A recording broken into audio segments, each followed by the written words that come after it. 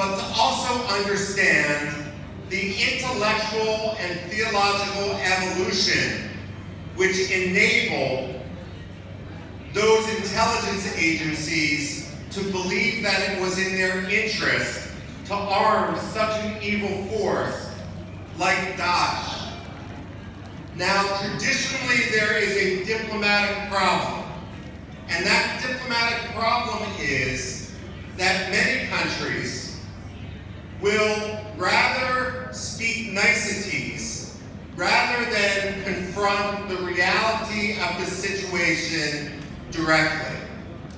So, while I will talk a little bit about Turkey during my presentation, I also want to remind the audience that for decades, the United States and other countries have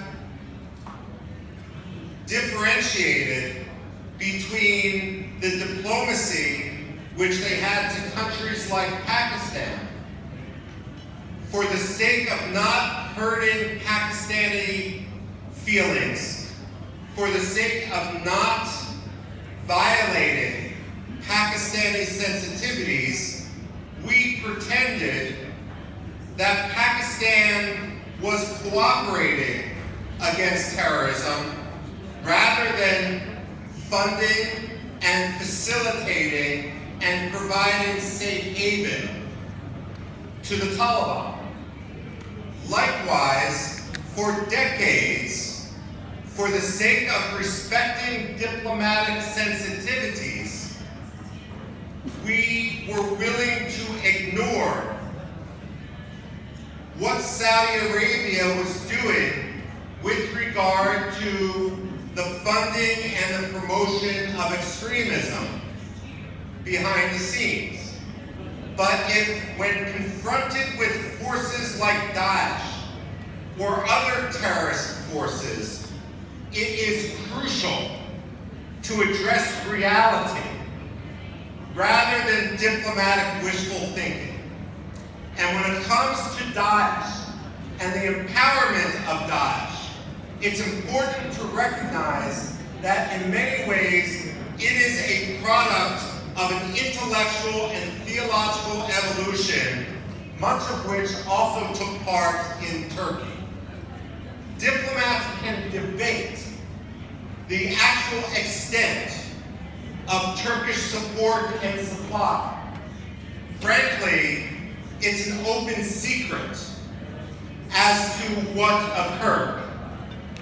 But it's important to understand when we look, for example, at President Recep Tayyip Erdogan, and we look at his intellectual and theological pedigree, his intellectual and theological background, the importance of groups like Milli Görüş in Europe, the importance of Necmettin Erbakan. And when Erdogan came to power in 2002, when the AKP came to power in 2002, and when Recep Tayyip Erdogan came to power in February of 2003, both Erdogan and many Turkish diplomats would say he has learned from the mistakes of the past. He is breaking from his previous ideology. But it's important so that we never have a repeat of what has happened to judge people not by their words, but by their actions. It's important to recognize today that those actions are continuing, not only in Syria and with regard to Daesh, but across the globe. If Turkey at first created a policy of having no problems with its neighbors, only to find that there were many problems with its neighbors, and then it pursued a policy of neo-Ottomanism, forgetting that Turkey had a very different sense of the Ottoman Empire than the victims of the Ottoman Empire had. Today, Turkey, through the Humanitarian Relief Foundation, IHH, or in Africa through the Ma'arif Foundation, is replicating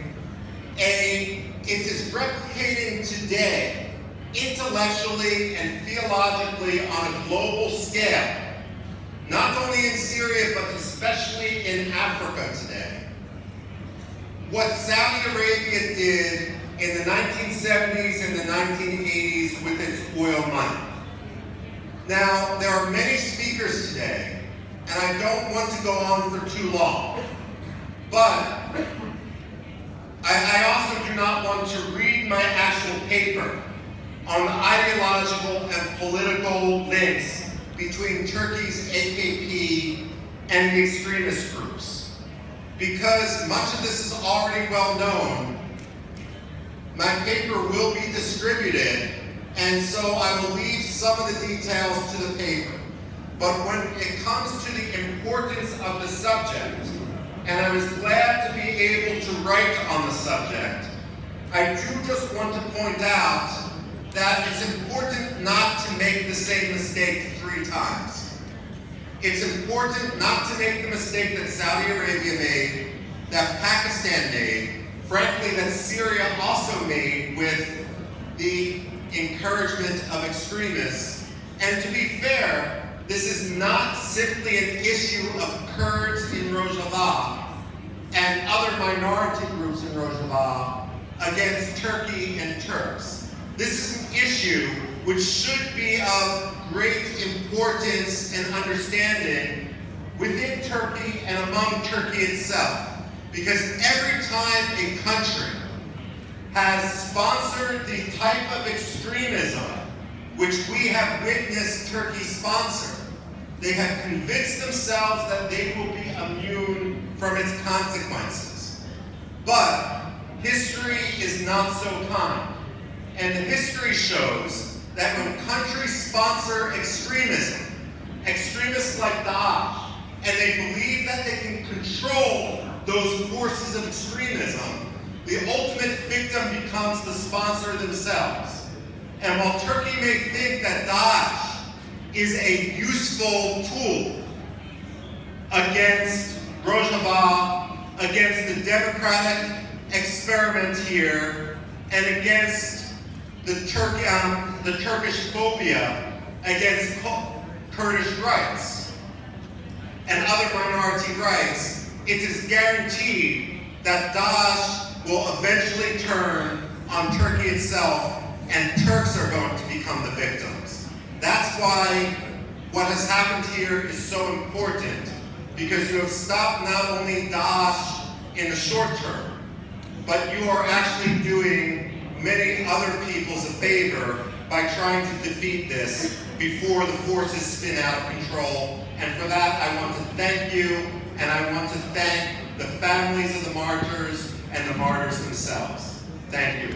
Yalnız kalsın.